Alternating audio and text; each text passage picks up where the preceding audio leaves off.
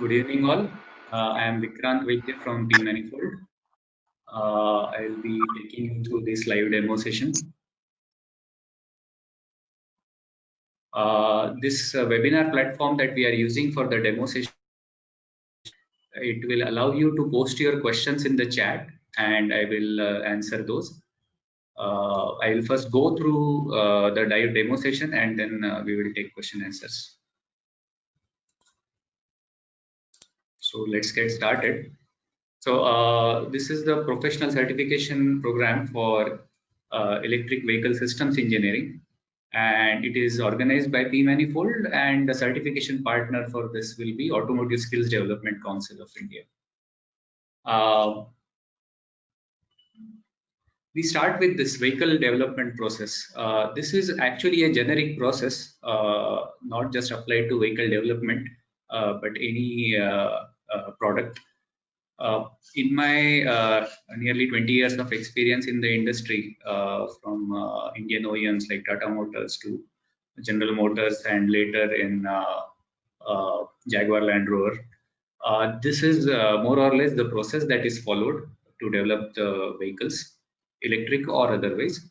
And that is why I start with this, and I would take you through how this course focuses on systems engineering approach, which is very essential for the product development, and also how virtual development helps, how virtual simulation models help in the development of the product. So any product development process starts with the requirements, which is basically the voice of customer or what the customer wants from this product. Also important are the federal regulations around this product and the business needs based on the OEMs, where they want to position the product, which segment and which class in the segment. So from there, we would try and conceptualize the vehicle in terms of technical targets.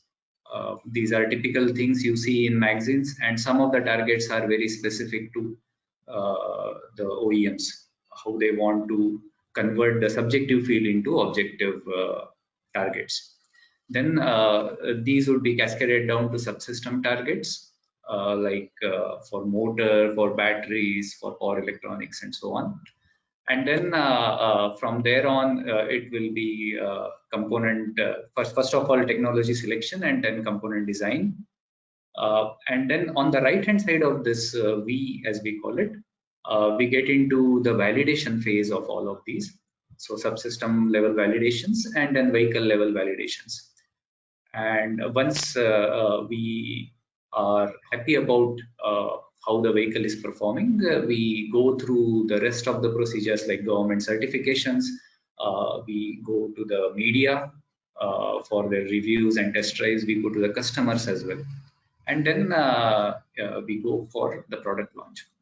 So how does systems engineering approach help, and how does virtual model-based development helps here? So first of all, at the concept stage itself, we can bring in some of the concepts of how we can incorporate the product level targets into everything we do through this process. So right from subsystem selection, component design, validation, and so on, so that we validate or we design against the right requirements which are relevant for the product and not for anything else.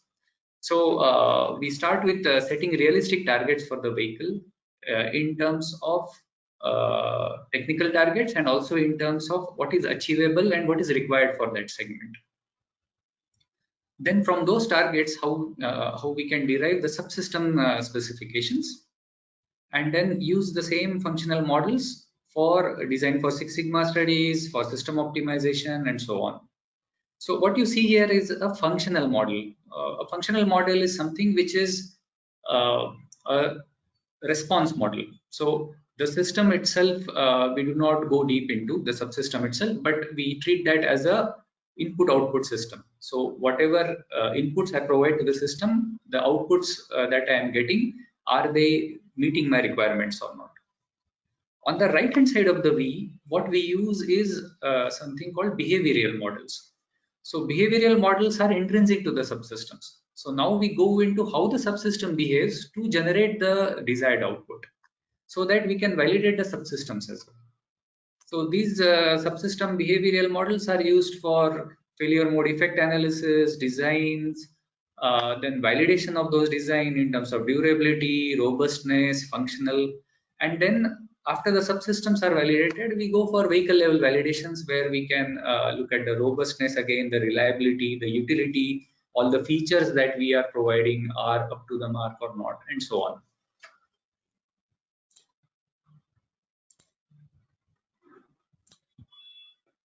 So now let us take an example of motor and battery and how we can go through the left half of the wheel, which is the conceptualization and development using these processes.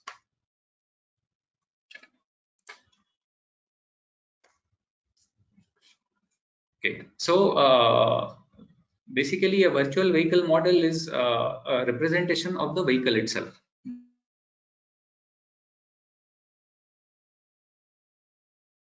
Using these simulation models, we try and see how the vehicle would behave once it is made and it is running. And based on that behavior, we frame the requirements. So to meet a certain behavior, we need a certain peak power, we need certain charging and regeneration, we need certain range from the vehicle. And from those vehicle requirements, we can derive the motor specifications like peak power of the motor in both boost and continuous mode, the energy efficiency maps, and so on. Similarly, for battery specifications, we can derive power capacity of the battery, the energy capacity, and the voltage. So we'll go in deep each of these parameters. So let's start with a certain requirement. So whenever we get a requirement from customer or marketing, it is not in technical terms. What you would get is something like the car must go faster than the competition and it should have a good range. So how do we interpret those? So usually when we say faster than the competition or better or best in segment, so that is basically what it means. It should be the best in the segment for that particular attribute. And then the other phrasing like good enough, average, better than average would be again at the segment average. We should be better than that. If we achieve best, that is fine, but that is not the priority that is being set. So based on these two phrases, and some competitive benchmarking, what we arrive at is would be something like this. So 0 to 60 acceleration should be less than equal to 9 seconds. The range of the vehicle should be more than 120 kilometers on 90% of the charge that the battery can hold. So from these from these system level specifications, we can derive subsystem level specifications. So say your vehicle is around 1200 kg mass. So what would be the wheel torque that is required for accelerating 0 to 60 in 9 seconds? And what would be the battery capacity?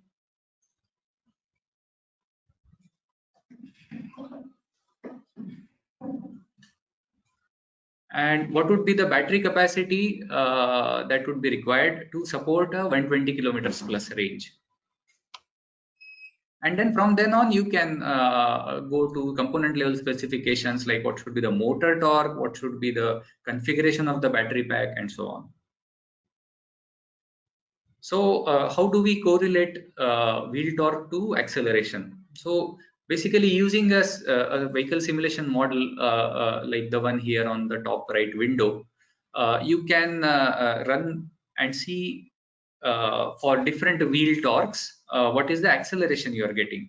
So I iterated a few times and I got 810 Newton meters of wheel torque gets me around 7.8 seconds acceleration, 0 to 60 acceleration. So similarly for energy efficiency, this is a regulatory cycle NEDC, which is the new European drive cycle. There are many regulatory cycles, or you can use some user-defined cycles or real-life cycles as well. So based on this, you can estimate what is the consumption over the cycle, and then depending upon the distance traveled in the cycle. So in this case, it is around 11 kilometers. What would be the energy capacity required for 120 kilometers of range. So it comes to around 14.35. But having said that, this assumption behind this is all will be well with the battery. It will be a new battery. Battery typically ages, you lose the energy capacity. So there has to be a little bit more factor of safety or some considerations to what you should size for. So from the wheel level, now we would like to go to the vehicle level, sorry, the subsystem level trade-offs. So as I said, the wheel torque we require is around 800 Newton meters, and the battery capacity we require is around 20 kilowatt hour. So now if we look at motor, so how do we select the motor? So we have different parameters in the specification sheets of motors. You will have peak performance, which is peak torque and peak power. And then there will be something called continuous torque and continuous power. So the motors do not run at peak torque for long. They would run 10 to 20 seconds roundabout. And then what you would get is the continuous torque and continuous power. Now your first 0 to 60 acceleration is going to be less than 10 seconds. That's what you're targeting for. So you can use the peak torque here. And then what another thing that you have to keep in mind is your max vehicle speed should not be too less. So here if I use 90 Newton meter peak torque motor, I need a reduction of 8.9, which is the gear ratio between motor and the wheels. But that would give me only about 102 kph max speed. If that is okay for the product, you are fine. But typically life is not so fair. So you would be in a situation where the max speed of the vehicle required is higher. So what if I use a 5.9 reduction, and I would get around 134 kph max speed of the vehicle, which is decent. But now my wheel torque would be only 530 for the same motor. So this is a typical trade-off that you would see in your professional life. Another trade-off would be on battery capacity. Now battery, if I try to size for the energy capacity, which is around 20 kilowatt hour, my peak power which I can draw from the battery would be only around 21 kilowatt. Now if I try to balance this to the 52 kilowatt that the motor peak power is, I will be over designing for my peak energy capacity, which will go to around 50 kilowatt hour. All this I am doing by changing the battery pack configuration in terms of number of cells in series and parallel. So another example of what trade-offs you will see in the professional life. And if you do this trade-off early in the program, you would not be forced to do last-minute changes, which would require validation, which would be very costly, which would delay your program timelines and so on. So coming to the simulation tools that we will use in this training program, we are using Scilab for simulation. So Scilab is a free alternative of MATLAB. It has a scripter which is very similar to MATLAB, and it has a modeling tool XCOS which is very similar to Simulink portion of MATLAB. But the good thing is this is a free tool. You can download it while going through this training program. You can work on it. Actually, you will be supposed to work on it. You will be supposed to create hands-on your own models, focusing on whatever interests you in your professional space or otherwise, whether it is a two-wheeler, four-wheeler, bus. So you would be modeling those based on the principles that I just explained. And you would be using these models, running the simulations, drawing conclusions from them, also trying to see what all different ways the customer uses your product, and trying to bring that into the simulation as well. So this is all what you will be doing during this training program. And I hope this is something that you look forward to. I assure you this is what the OEMs look for. This is what the industry looks for as a skill. And going to electric vehicles, this is becoming more and more important, because in IC engines, the engine development and engine design was controlled by the people who manufacture the vehicles as well.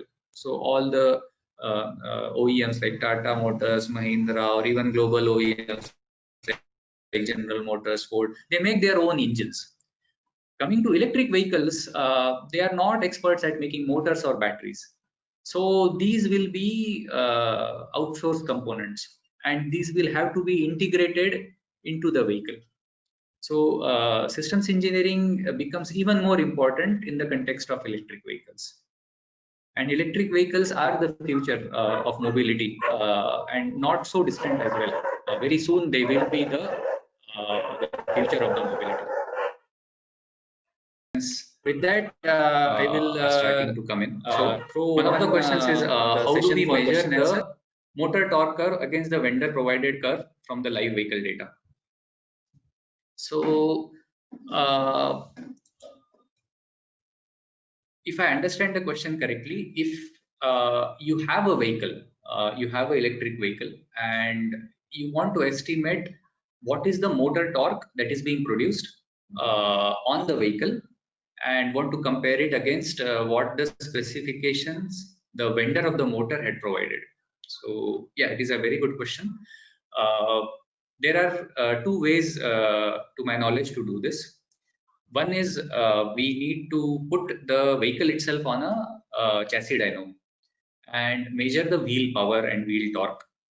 And then we would need the information on what is the wheel radius and what is the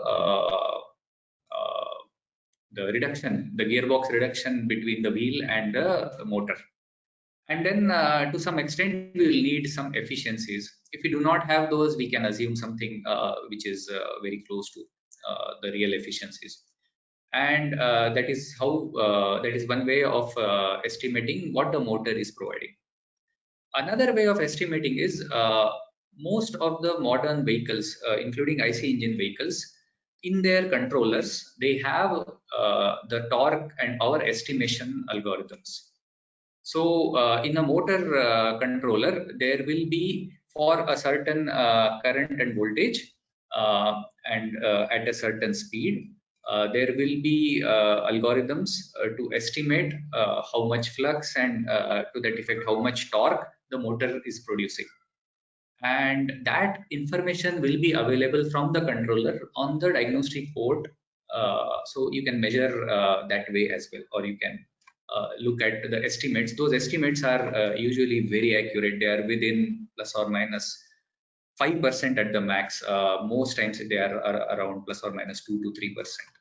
So that would be a easier way, I would say, rather than putting it on a chassis dyno, because chassis dyno would cost you anywhere between 10 to 30,000 per hour to do these tests. The next question that I see is, do we need electronics engineering background for Scilab? No, not exactly. Actually, my own background is in mechanical engineering and later in energy systems engineering. My master's is in energy systems engineering. So Scilab or MATLAB, they are I would say more, they are not actually tools, but they are platforms on which you can build your own tools, and they need not be purely electrical or electronics as well. They can be mechanical. I have done all my modeling in my professional career on in MATLAB and Simulink, and most of those were mechanical systems. So I would say no, it is not a requirement. You can start exploring. In fact, Scilab is a freeware, as I said. You can start exploring and building. They are very basic mathematical blocks, and if you know the physics behind systems, you can write those equations in terms of blocks in Scilab.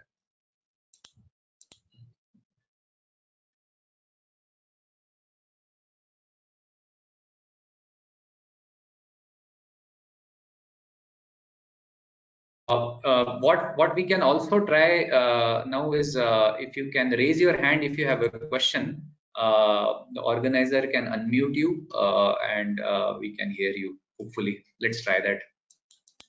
One question I got in the chat in the meanwhile is, will the course be on a forward-facing model or a backward-facing model? I think one who asked the question has the background in simulation, because this is typically how we approach the fuel economy or energy efficiency and the acceleration, performance, or durability models. So typically you do a backward facing for energy efficiency and forward facing for acceleration performance. But I am not very fond of the backward facing model, because it simply does not provide the dynamics that are required to predict real life scenarios.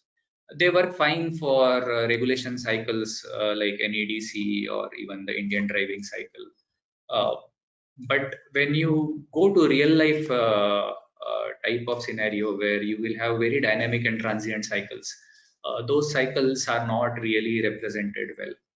Another problem with backward models is you cannot study driver behavior at all, because backward models assume that the driver is following the given velocity profile very accurately, which is never the case. Even with expert drivers doing these tests in certification agencies like ARAI, they will deviate. There is a tolerance band, but within that tolerance band they will deviate, and in real life there will be a lot of deviations. So to study really the driver behaviors and how they affect your product in real time in transient scenarios, we should always be using forward-looking models. So my answer would be we will be focusing on forward-looking models.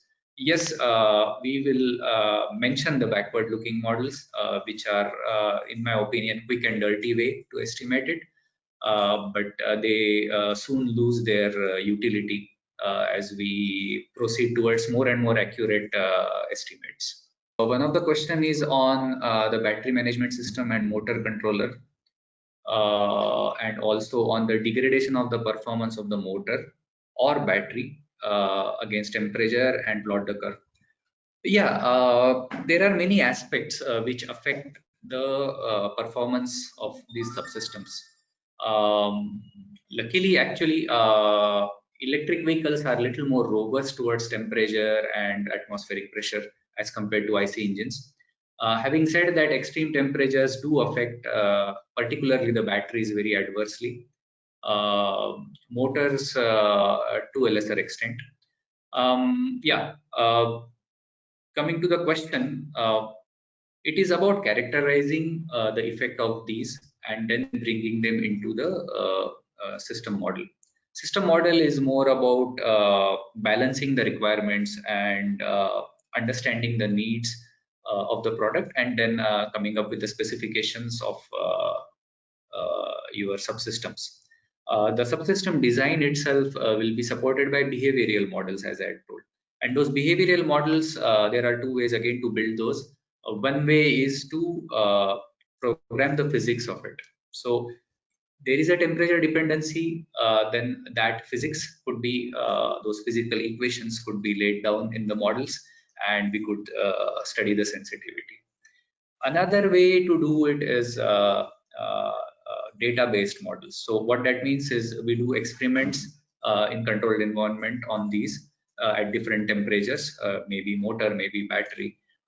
We would do the drain test on a battery or impulse test on a battery, and then we could do the motor transient test or motor steady state tests, and collect those data, and then put them into a model.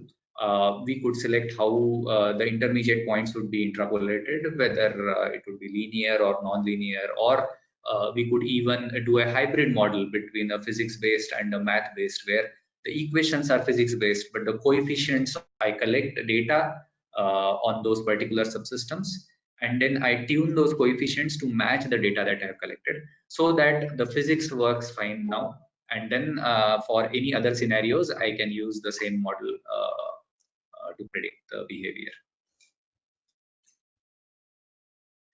And the controller itself can use models. Modern controllers are coming up where they have these kind of predictive models embedded into them, but they take a lot of resources. So not everything is done that way. Another utility of these models would be in prognostics, which is also upcoming area. In the question, the cloud was also mentioned. So the cloud relevance comes in prognostics, where I collect data, the health data of all my subsystems on the vehicle on the cloud, and I have models to analyze that data live, and then feed me with the conclusions like my battery pack is towards the end of its life, or it needs some maintenance. My motor has some dirt intrusion or water intrusion possibly. So those conclusions could be drawn from those. So there are applications beyond product development to these models, yeah. But then our focus would be on product development, but then we would give a flavor of how these could be used elsewhere as well. Am I audible? Yeah. Thanks, Vikrant. You had actually touched the core of the question, that when we had suggested the cloud part, it was referring to what Bosch has come up with, the battery BMS on the cloud, in which the tracking of the degradation as well as the way the battery is behaving, all those.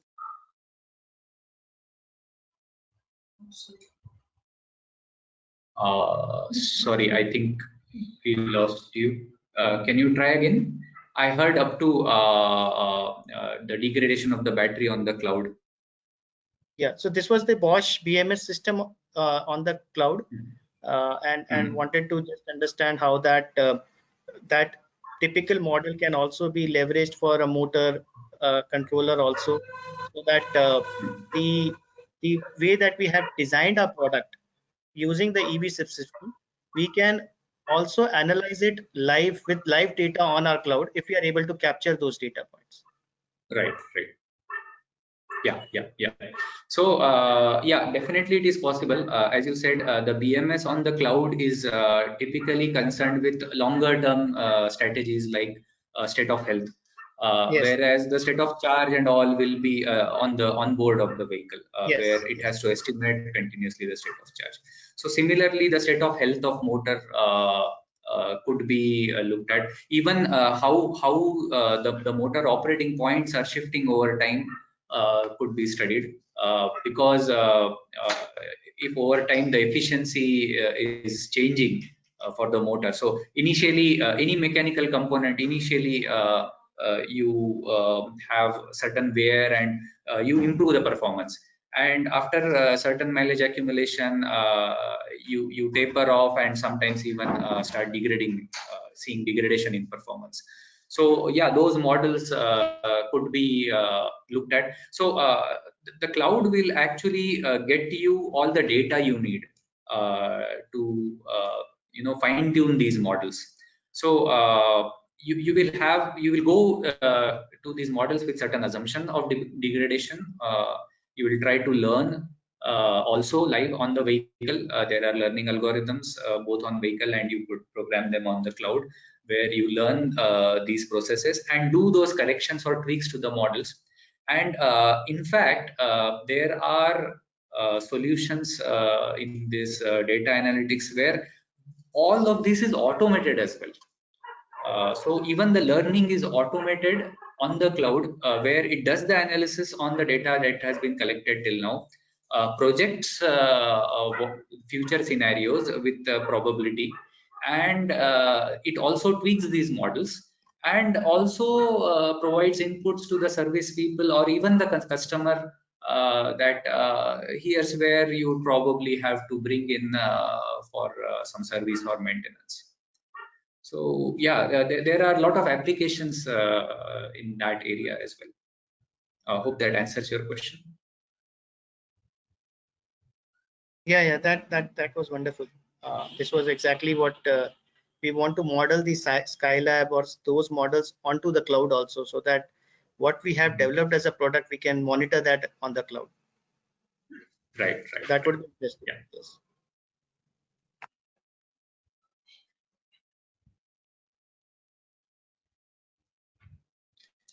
If I understand correctly, your background is into battery management systems. Saurabh? My background is overall head for the engineering as well as the product thing for our company. Okay. Yeah. Yeah, but my background comes from more of software thing rather than the electronics part. Okay.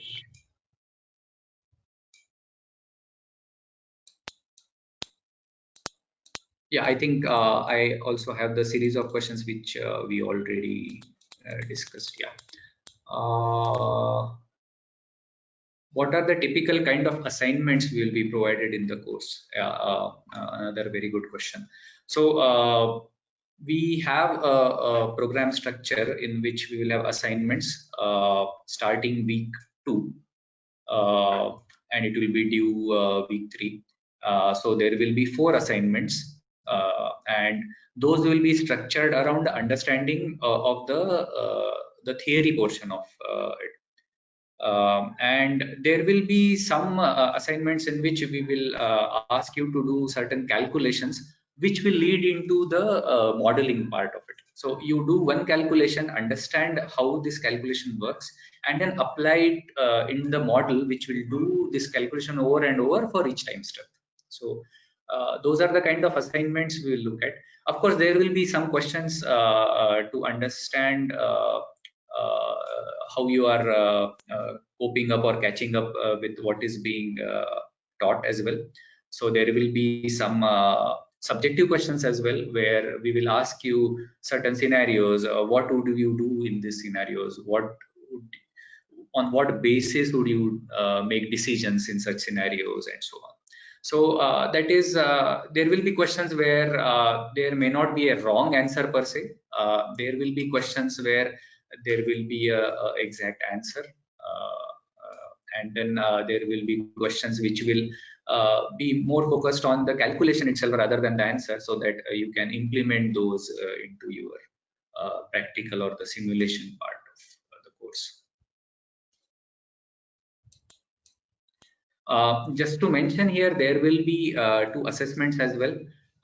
This is, as I had mentioned earlier, that our certification partner is Automotive Skills Development Council, which is actually a part of the Skills India initiative.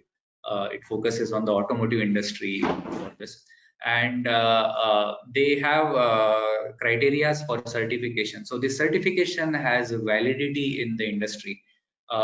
Everywhere in India, in automotive industry, everyone knows ASDC. So if you go to them with ASDC certification, it will be recognized as you would have got this skill.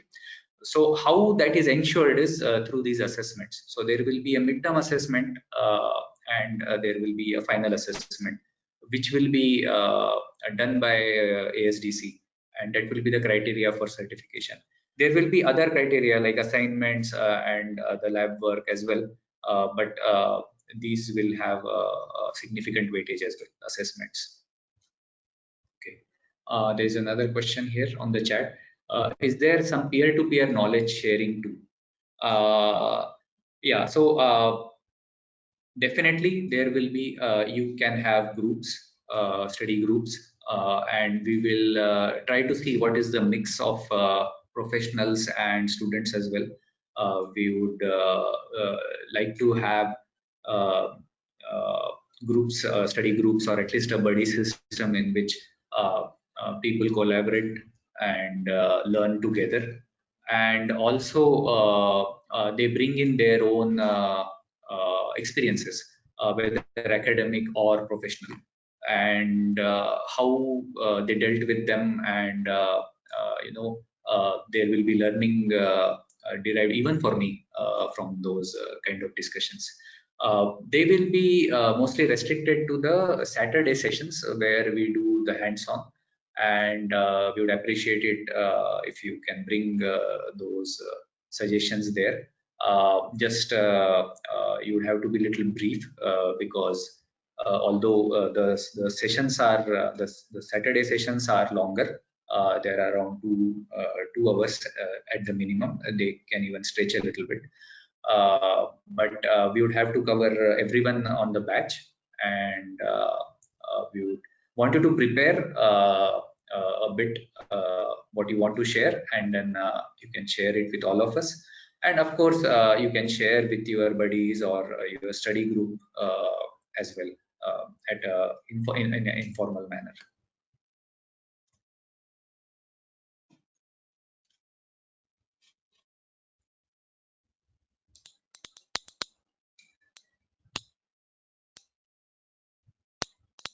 We will also try to bring in some industry experts in some of these sessions, so they can take the first 10-15 minutes to tell you their experiences as well. So we will bring in some of them as well. Any other questions? You can try raising your hand. In the meanwhile,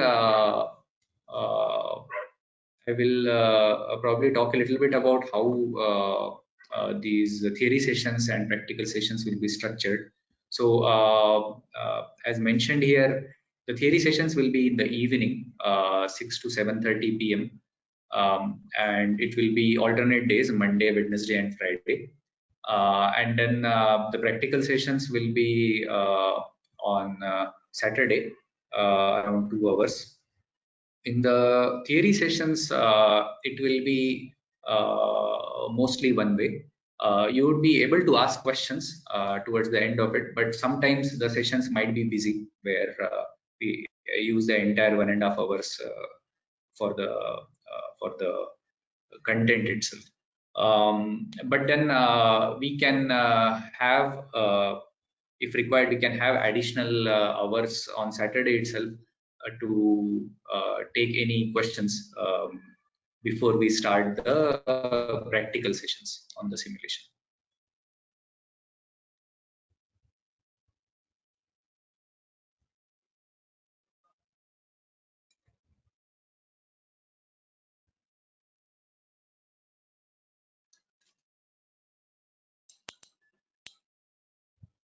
Okay. There is a question on what tools we will be using for simulating driver, ambient road impact of EV, and whether they are paid tools.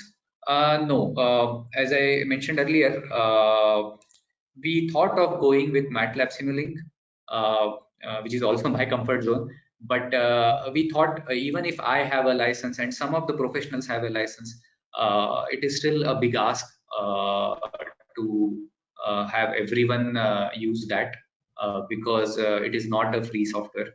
That is why we went to this tool called Scilab, which is very similar to MATLAB, and it is a open source and a freeware to use.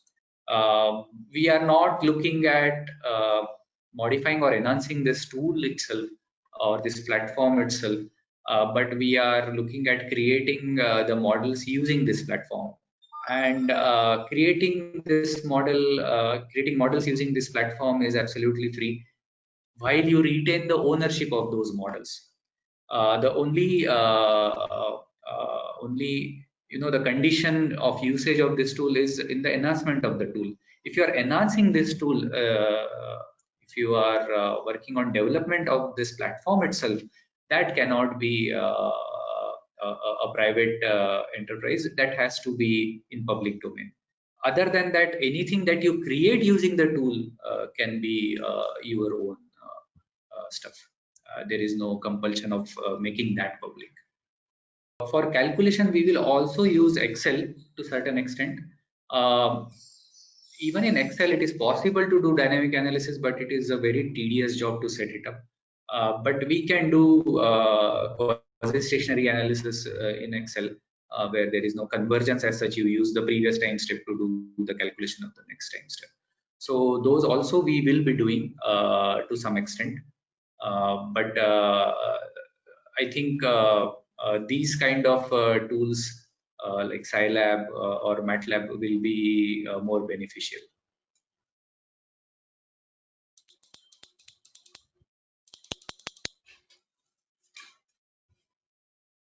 If that answers your question.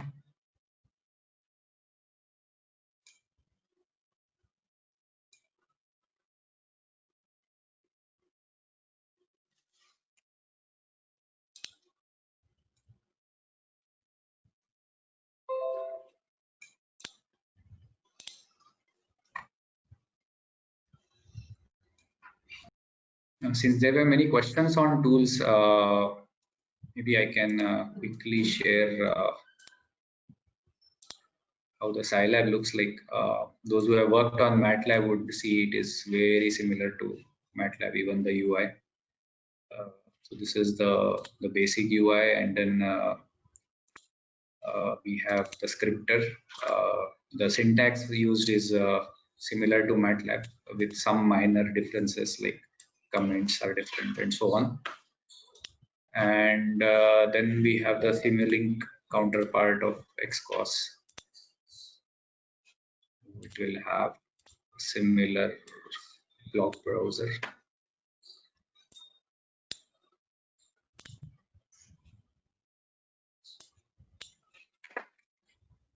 Again, people who have worked on Simulink will see the parallels.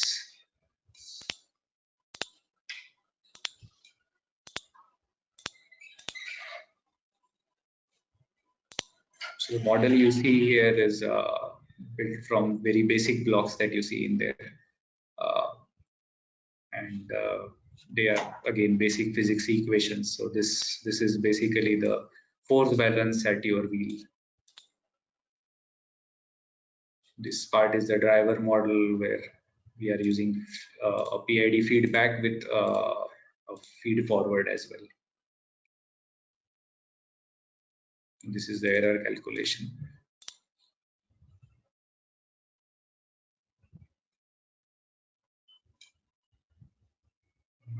This is how you visualize the output during simulation, and then you can save to the workspace and post-process it using scripts as well.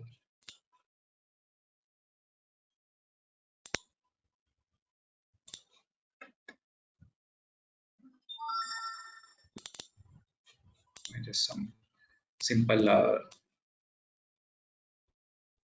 0 to 60 acceleration time, as well as the total energy and range calculations. So yeah, it is a very powerful tool.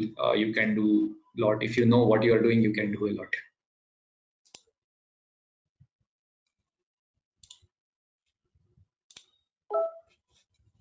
I think I don't see any more questions. So as I said, feel free to contact us through mail or phone with your questions. We will end today's session here, and have a good evening ahead. Thank you.